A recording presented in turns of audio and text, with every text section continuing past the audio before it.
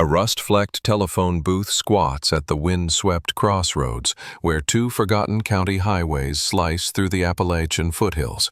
A half-collapsed kiosk so irrelevant that even the power company's asset maps list it as decommissioned. Remove when convenient. Locals call the relic the Whisper Booth, claiming it was the last place civilian meteorology technician Caleb Whitaker phoned in before vanishing during the ferocious Christmas Eve blizzard of 1970. Yet that anecdote is entombed in yellowed microfilm scarcely anyone still reads. 3 nights ago, at 3:07 a.m., a single peal of thunder gutted every street lamp for 10 miles, plunging the valley into pitch. Seconds later, the booth's rotary phone rang. Twice.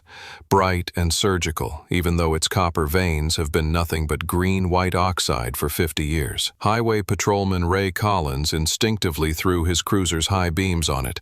The plexiglass door juddered open under its own rusted spring, and the handset rose as if tugged by an invisible puppeteer. From the brittle speakers spilled a breath-fogged male voice, Caleb Whitaker's baritone, captured on his final quarter-inch radar tape, declaring, "Pressure's falling. Repeat, pressure is falling." 8 full seconds of sub-bass vibration groaned beneath the asphalt, gouging a perfect 12-foot ring in the snowpack, jamming every FM signal and stamping a needle-sharp spike onto the Hillcrest Observatory seismograph. At dawn, our crew rolled in. The booth's cracked quartz clock displayed 3:07. Its second hand ticking up, striking the 12, snapping backward in a panicked loop. Pages of a mold-furred 1968 phone directory should have fluttered in the biting wind, yet they were pinned flat, as if an unseen magnet pressed them to plastic. On the handset cradle, someone, or something, had scribbled fresh graphite, 965 millibars. It will ring again. We clipped an oscilloscope probe to the frayed cord. Every 47 seconds a voltage spike bloomed, then died, synchronizing perfectly with a phantom RF carrier at 17,240 Hz that rides the hiss on Whitaker's lost tape. In this video, we'll track how a booth with no live wiring resurrected a half-century-old distress call, why its hidden antenna seems to inhale atmospheric pressure and exhale electromagnetic pulses, how an unopened DoD surplus barometric cell A03 buried beneath the ice may be timing a storm capable of repeating 1970s disaster, and what the final date scrawled on that cell, 31 December 2025, 23:59, really portends.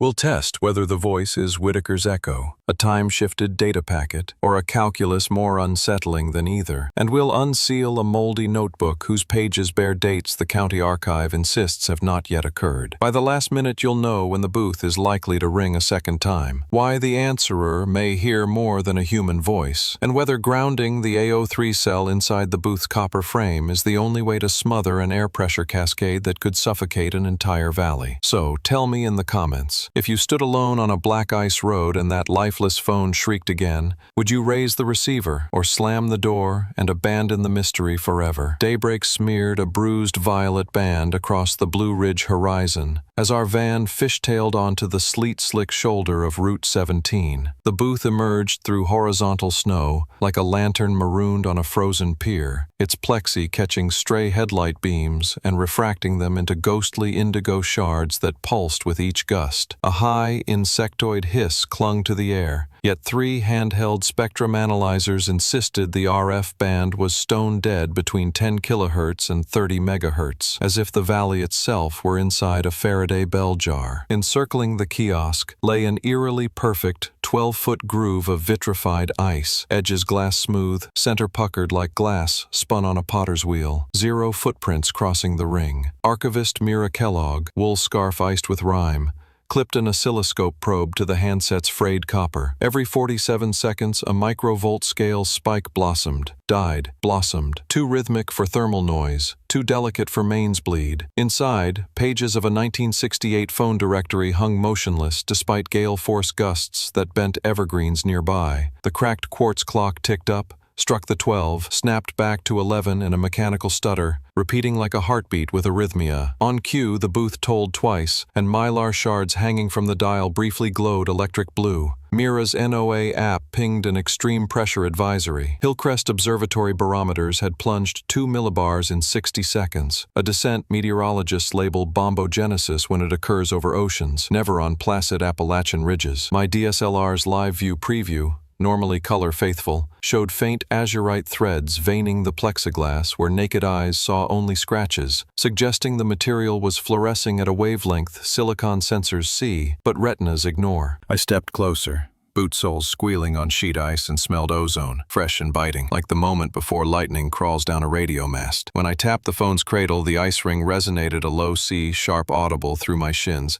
Simultaneously, every park truck CB antenna bent inward, as though inhaled by an unseen breath. Our RF logger spat a single data burst. Carrier 17240 Hz, riding modulation peaks exactly 965 megabar apart. Pressure encoded as pitch. Then the booth fell silent, and snowfall resumed its random drift, erasing any notion of natural order. We backed away, hearts jackhammering, realizing the structure wasn't merely transmitting pressure data, it was orchestrating atmospheric change, a metronome for an unseen barometric engine counting down to New Year's Eve. An hour later, we descended into the county courthouse basement, a concrete vault that smelled of vinegar film wash and 80 years of mildew, to exhume the only physical evidence of Caleb Whitaker beyond a faded personnel badge, a battered Ampex reel labeled Field Log B 12-24-70. Archivist Myra Kellogg loaded the tape onto an aging Model 440B deck, coaxed the capstan to life, and dimmed the fluorescent tubes so low the VU needles looked like neon centipedes. Whitaker's clipped baritone rolled from the monitor speakers,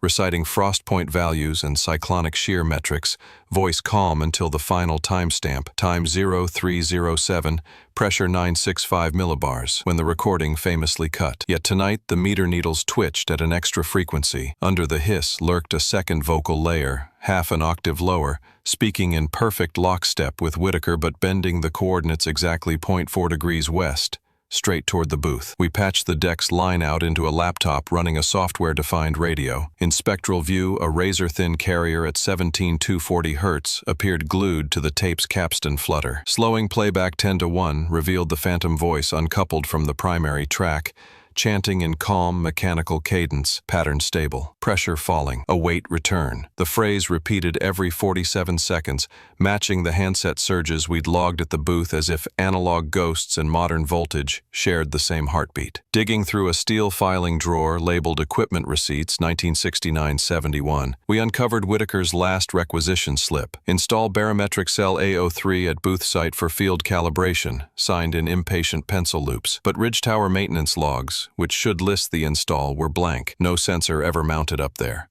Mira pried open a cedar-lined storage crate stamped DoD Surplus Baro Cell A03, static sensitive. Inside lay an unopened olive transit case, staples rust-flecked, yet unbent.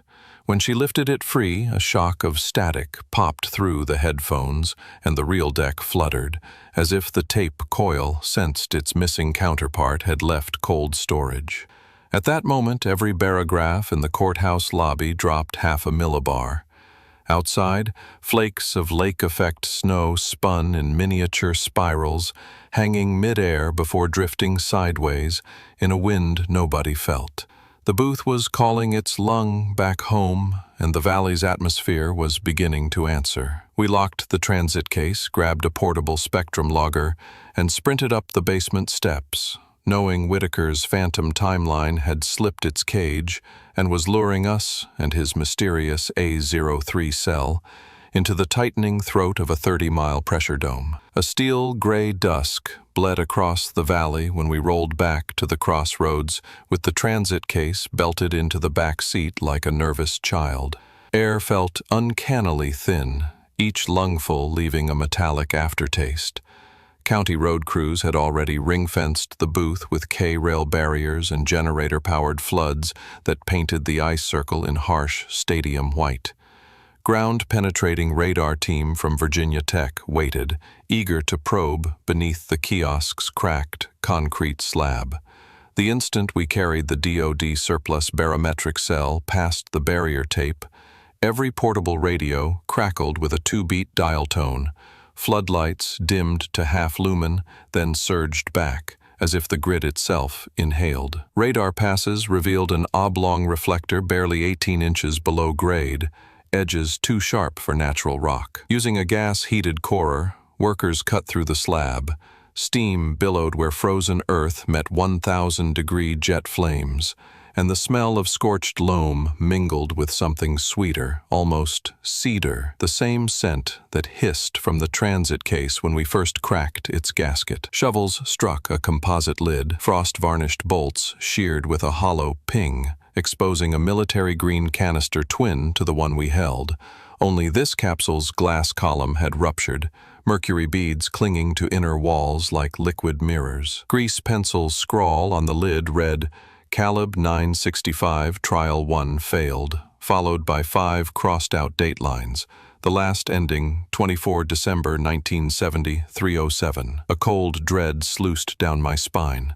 Whitaker must have buried a prototype that malfunctioned, recorded the fatal dip, then summoned a replacement, the sealed A03 we'd just stolen from archive, effectively completing a half-century paused circuit. As excavators hoisted the cracked cell, the booth tolled 3 times, an alarm we hadn't heard before, and the ring of vitrified ice began to spider, fissures propagating like lightning across a windshield. Pressure gauges on site dipped another millibar in under 60 seconds, triggering NOAA's automatic explosive cyclogenesis flag, something that should happen over open ocean, never on dry land. Dr. Alice Turnbull radioed from the mobile lab, voice brittle. The regional radar plume had begun curling into a pinwheel, barometric gradient steepening 5 times faster than any recorded Appalachian event. She warned that bringing the intact A03 near the compromised prototype could synchronize both mercury columns and trigger an instantaneous pressure cascade. But without grounding the working cell inside the booth copper frame, the feedback loop would remain unchecked, and midnight on New Year's Eve would arrive like an oxygen thief in the dark. Caught between twin catastrophes, detonation now or implosion later, we carried both cells toward the booth's flickering sodium aura, unsure whether the structure would dampen the storm or amplify it beyond every threshold our instruments could measure. We convoyed both barometric cells to the municipal data center, the valley's only building wrapped in copper mesh and equipped with redundant diesel chillers, hoping its shielded server hall might bottle whatever resonant hiss rode the mercury columns. But even before we crossed the threshold, the sliding glass doors jittered open, shut open like a binary heartbeat,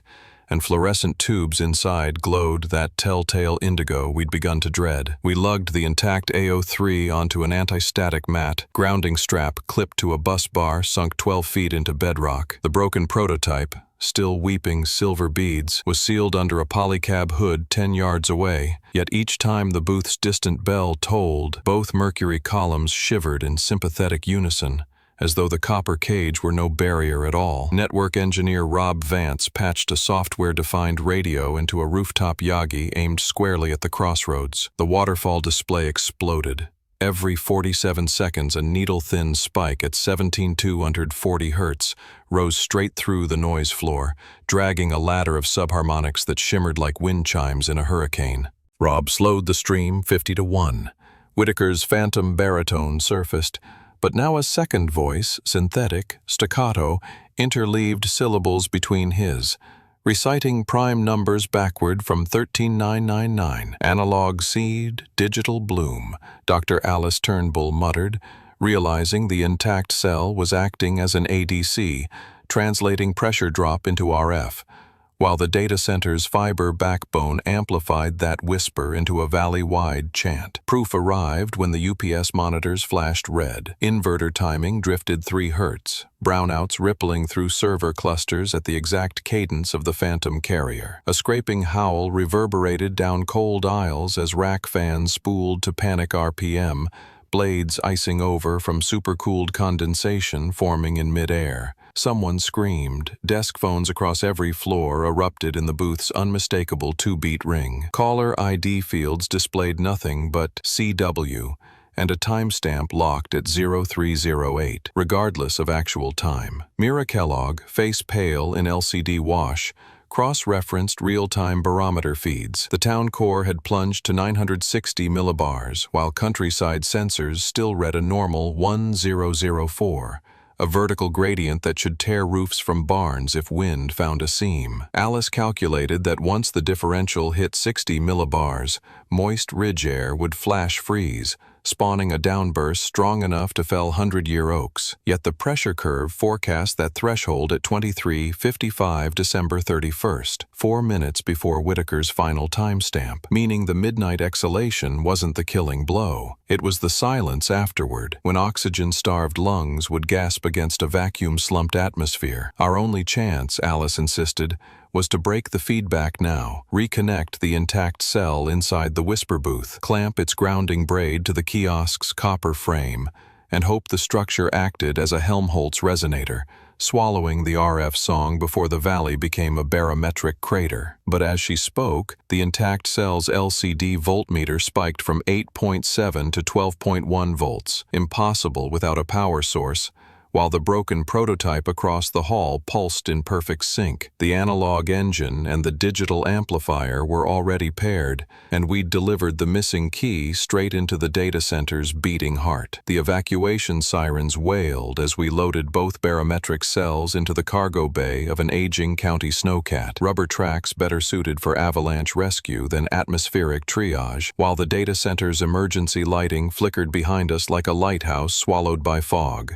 The air outside felt wrong, thinning by the minute. Every breath carried a metallic tang, and exhaled vapor lingered in vertical sheets instead of drifting sideways. We barreled toward the crossroads, headlights cutting stroboscopic tunnels through snow that now fell upward in brief, unsettling bursts, as though gravity itself were pulsing with the pressure wave. Inside the cab, Dr. Alice Turnbull monitored a wrist barometer patched to the intact A03 cell. The mercury column climbed and sank in sawtooth steps. 960, 959, 958 millibar. Each drop aligning with the booth's remote chime we could no longer hear but felt in the sternum. She estimated 46 hours until the gradient would hit catastrophic threshold, yet we would run out of breathable air long before if the dome shrank faster. Mira Kellogg hunched over a rugged laptop plotting the phantom carrier. Every time the waveform peaked, the GPS clock nudged 3 microseconds backward. Proof time itself was kinked inside the valley like a bruised garden hose. We crested the last ridge and saw the whisper booth glowing sodium orange under county floodlights. The once smooth ice ring had shattered into tessellated shards that rotated slowly, each chunk levitating a millimeter above ground on cushions of sublimating vapor. Cones of static lightning danced between shards, crackling like vinyl. Deputy Collins shouted from behind a barricade that 2 linemen who had crossed the ring earlier were now unconscious,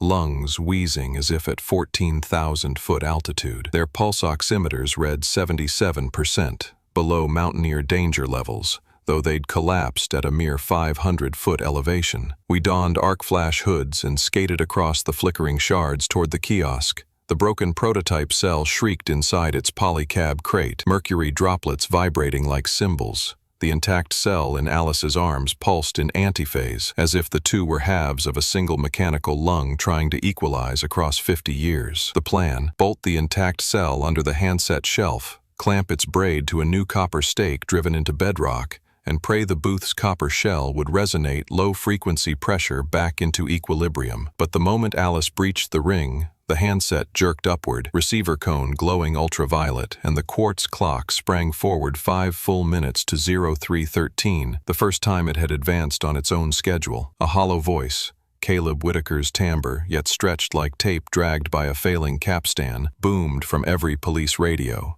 "System armed. Approaching I. Stand by." Then the booth rang, not twice, but 6 times in rapid succession, a code we hadn't heard before, snow bursting upward with each peal like geysers of powdered glass. Alice froze mid-stride, mercury column in her hands, climbing to a dizzying 951 millibars, and whispered, "We're losing hours, not minutes." The countdown toward New Year's cataclysm had just accelerated, and the valley's next breath might be its last. With time itself lurching forward in 5-minute spasms, we abandoned any thought of delicate calibration. Brute force grounding became our only salvation. I jammed a 4-foot copper stake through a fissure between levitating ice shards, while Mira Kellogg clamped 4-0 welding cable from the stake to the booth's corroded hand-set cradle, hands trembling inside Class O gloves. Static lightning leapt to the cable, tracing neon lace across rubber insulation, but the ice shards around our boots settled, rotating more slowly, their eerie hover dropping to a mere hair's breadth. Dr. Alice Turnbull, breathing through an oxygen rescue pack, bolted the intact barometric cell under the plywood shelf, mercury column rattling like a metronome in seizure. The broken prototype remained 20 feet away inside the polycab crate, pulsing angrily in counterphase. Alice shouted over wind that wasn't wind at all, air rushing into the falling pressure void, that we must synchronize the two cells before the phantom carrier used their disharmony to shred what little equilibrium remained. She thrust a fiber optic patch lead into my palm, one end already soldered to the prototype's piezo pickup, the other bare. Her plan was insane yet elegant. Couple both mercury columns via light, not wire, to fool the phantom loop into seeing a single, coherent oscillator, then damp it inside the booth's copper shell. I ice-skated across cracking shards to the crate, lungs burning despite supplemental oxygen. The prototype's capsule glowed from within, beads of mercury orbiting its interior like silvery moons. Its gauge read 948 millibars, deeper than any land-level pressure on record. I stabbed the fiber stub through a rubber grommet. Instant contact. Both cells' LCD voltmeters harmonized, dancing in unison at 11.3 volts. Back inside the ring, the booth tolled twice its original cadence, then fell silent. Floodlights brightened to full power. Ice shards settled onto asphalt with a chorus of crystalline pings. Barometers ticked upward. 949, 950, 951 millibars. Radio spectrograms flattened. The 17,240 Hz carrier faded into the daisies of background noise. A collective gasp rose from deputies, linemen, and our own crew.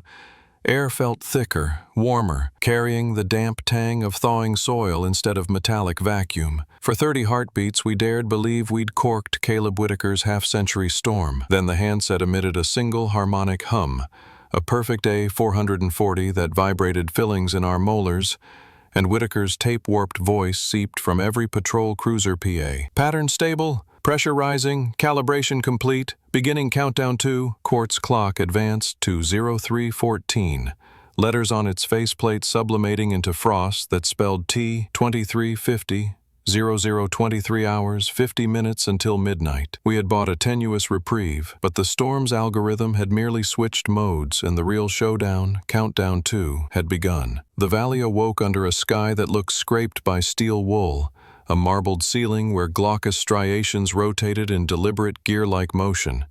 Though local radio hailed the new barometer uptick as the storm fizzling, we knew better. Data center logs showed the phantom carrier had merely shifted bands, rising to an ultrasonic 24 kilohertz inaudible, but still pacing every instrument wired to a timestamp. At 10:14 a.m., the booth loosed a single micropulse. All emergency pagers chirped the same instant, and GPS clocks skewed backward 60 microseconds. A temporal recoil Dr. Turnbull called barometric backspin. The two coupled cells inside the kiosk now behaved like a dual-stage piston. Intact A03 inhaled pressure from the valley basin. Prototype exhaled equal force straight into the upper troposphere. A seesaw invisible to the naked eye, yet measurable on every LiDAR sweep. The danger lay in phase collapse. If both columns ever strobed in the same direction, the valley could lose 40 millibars in under a minute, equivalent to shifting camp from sea level to the summit of Denali with one breath. To avert phase sync, we trucked a portable laser Doppler array to the crossroads and bolted its tripod inside the ice ring. Green spears of coherent light slice skyward, measuring aerosol scatter at millisecond resolution. The real-time plot revealed alternating red-blue Doppler shifts, air mass seesawing 700 feet up and down with each pulse as though the atmosphere itself were on a hydraulic jack. Mira traced the pattern, overlaying it on NOAA's Ridge radar. The oscillation formed a Fibonacci spiral whose center tracked exactly over the booth, expanding by the golden ratio every 27 minutes. If that geometric growth persisted, the spiral would reach the valley rim at 23:59, the moment Whitaker's grease pencil warned about. Spiral arms that wide could scoop surrounding mountains like ladles, funneling katabatic winds inward and slamming the pressure floor harder than any mid-Atlantic storm cell on record. We floated a weather balloon laced with microbarometers through the spiral. At 3,000 feet AGL, the payload's pressure transducer collapsed inward, imploded, suggesting a sudden micro-vacuum pocket. Moments later, shards of the latex envelope rained down, brittle as eggshell, coated in rime despite ambient temperature air. Alice paled. That's flash freeze from adiabatic diving. The atmosphere's dropping and snapping back like a rubber band. Deputy Collins radioed in fresh chaos. Farm silos 5 miles west had popped their roofs. Hay swirled skyward like shredded confetti, then fell straight back in vertical columns, as though gravity paused, reversed, then resumed. We had proof the pressure cascade had begun its countdown to choreography, and each pulsation grew 0.5% stronger than the last. Unless we found a way to flatten the spiral's growth curve before sunset, the valley's breathable envelope would unzip, and air itself would become a guillotine cutting down from the clouds. At 2:17 p.m., the valley's emergency frequency erupted in snowy chatter, hundreds of overlapping voices, like a radio telescope tuned to a haunted star. Yet, every dispatcher insisted their mics were muted. Dr. Alice Turnbull isolated the carrier. 24 kilohertz down-converted into the audible band by random demodulation across power lines. Beneath the hiss, a single stoic baritone looped 8 words: pattern stable, pressure falling. Caleb, can you hear? The invocation of Whitaker's first name snapped Mira Kellogg into action. She dug through the crate of archival junk we'd hauled from the courthouse and produced a palm-sized cassette recorder labeled Whitaker Home Answering Machine, 1969-70. The tape inside was stretched, but intact. She threaded it into a battery deck, pressed play, and Whitaker's warm, pre-blizzard greeting filled the operations tent. Hey, it's Caleb. Leave a weather joke after the tone. More important than the message was the microburst of dual-tone MF he used to mark tape start. Alice compared the DTMF signature to today's static loop and gasped. The spectral peaks matched within 2 hertz. Our phantom wasn't some cosmic algorithm. It was a pre-recorded failsafe Whitaker had embedded in the storm itself, a beacon designed to answer only when the pressure engine tipped past his danger threshold. Rob Vance patched the tent's field mixer into a portable VLF transmitter, antenna wires strung between 2 snowplows. Alice crafted a reply composed of Whitaker's own greeting chopped into syllables, then reversed the phase to null out the original carrier, a crude analog form of destructive interference. When we dumped the signal onto the 24 kilohertz band, the valley fell eerily quiet. No whine in the ear canals, no pager chirps, just the ragged hush of real wind. For 9 glorious minutes, barometers held at 951 MBAR. Spiral arms stalled at exactly 3/4 of the valley radius, and the booth remained mute. Then the cassette deck spooled backward of its own accord, chewed the tape, and spat glittery oxide dust across the console. The emergency radios crackled again, this time with Whitaker's voice slowed to a sepulchral crawl. Calibra tianiror, spiral unboindbrasse for wave toi. On cue, the booth's clock lurched to 3:33, and the handset slammed its cradle so hard the plexi windows spider-cracked. Spiral velocity readings spiked 10%, and every barometer ticked down another millibar in under 60 seconds. The largest single drop yet. Mira whispered that our attempted interference had tripped a failsafe, pushing the system into its next stage. The Phantom wasn't asking for conversation. It was searching for confirmation that its barometric ritual was complete. We'd just given it the acknowledgement it needed, and the countdown, no longer shy, had bared its serrated edge. By sundown, the spiral had cinched itself into a steel-gray bowl over the valley, a concave sky whose center pressed down like a giant thumb on a soda can. Every tree line on the ridges bowed inward, branches bending as if convinced true vertical now aimed toward the booth. We stationed anemometers along Route 17, expecting hurricane gusts. Yet wind registered a limp 2 knots. The air wasn't moving sideways. It was evacuating upward in an invisible siphon. Power crews reported transformers boiling their coolant at half load. Lower pressure outside the oil tanks made them bloat like blistered skin. Hospital triage tents popped up in grocery store parking lots, treating ranchers for altitude sickness headaches though they'd never left the valley floor. Dr. Alice Turnbull calculated atmospheric density had fallen to the equivalent of 7,700 feet above sea level, Denver air trapped inside a West Virginia basin, and dropping an additional 500 feet every hour. At that slope, we'd reach death zone thresholds, Camp 3 on Everest, minutes before midnight. Inside the operations tent, our laser Doppler array suddenly flatlined. Aerosol scatter vanished, as if dust motes themselves were sucked clean out of the column. Simultaneously, skylight turned a peculiar tarnished silver. Sunlight refracted through thinning air split into prismatic bands that painted distant barns with pastel greens and oranges, an aurora effect usually reserved for polar stratospheres. NOAA uplink screamed fresh terror. Aircraft approaching the sector were diverting because pressure altimeters showed mountains floating 2,000 feet higher than their charted elevations. If a medevac chopper tried to penetrate this dome, its rotor blades could stall in the rarefied air. We were on our own. Mira, studying those rainbow halos, remembered Whitaker's notebook margin note. Helmholtz resonance damp only if lambda Promacy tube length. The booth's copper shell formed the tube, but its resonance wavelength shortened as ambient density fell, meaning the structure would soon fail to absorb the oscillation. We needed to lengthen its acoustic throat, fast. Rob Vance suggested bolting segments of 6-inch drainage culvert in series, turning the kiosk into a copper-plated organ pipe tuned an octave lower. Lower resonance might gulp the next pressure trough instead of amplifying it. Problem: every culvert supply sat outside the ring, and the ice shards now orbited so fast they blurred into a silver carousel, slashing gusts that shaved bark off nearby oaks.